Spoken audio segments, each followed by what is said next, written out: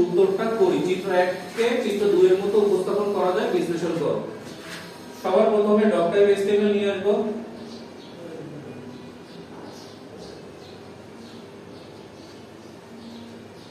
তারপর HTML নিয়ে আসবো, তারপর বডি নিয়ে আসবো। এই তিনটা লাইন HTML এর স্ট্রাকচার অনুযায়ী নিয়ে আসতে হবে।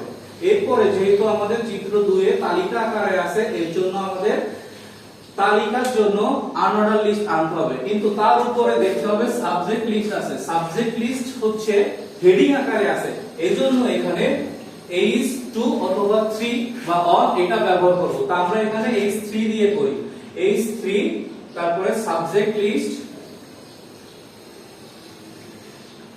সরি এখানে সাবজেক্ট লিস্ট লিখলে হবে না, এখানে হচ্ছে চিত্র 1 কে বাস্তবায়ন করতে হবে। চিত্র 1 এ আছে সাবজেক্ট নেম, আমাদের সাবজেক্ট নেম ব্যবহার করতে হবে। তারপরে H3 কে ক্লোজ করতে হবে। এখানে আমরা প্যারাগ্রাফ ট্যাগটাও আনতে পারতাম, প্যারাগ্রাফ ট্যাগ দিয়ে সাবজেক্ট নেম দিয়ে তারপর প্যারাগ্রাফ ট্যাগকে ক্লোজ করতে পারতাম।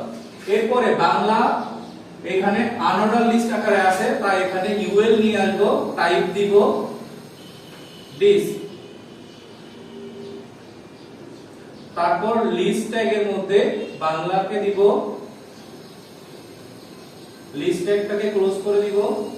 আবার লিস্টের মধ্যে ইংলিশ দিতে হবে, লিস্ট ট্যাগটাকে ক্লোজ করব। নেক্সট লিস্টের মধ্যে ICT আনতে হবে, লিস্ট ট্যাগটাকে ক্লোজ করে দিব। আমাদের উদ্দীপকে যেটা যেটা ছিল সেটা কমপ্লিট। এরপরে যেটা ক্লোজ করা বাকি আছে সেগুলো ক্লোজ করব। প্রথমে বডিকে ক্লোজ করব, সরি এখানে আনঅর্ডার লিস্ট ক্লোজ করিনি, UL কে ক্লোজ করতে হবে। তারপরে বডি ক্লোজ করব, তারপর HTML ক্লোজ করব।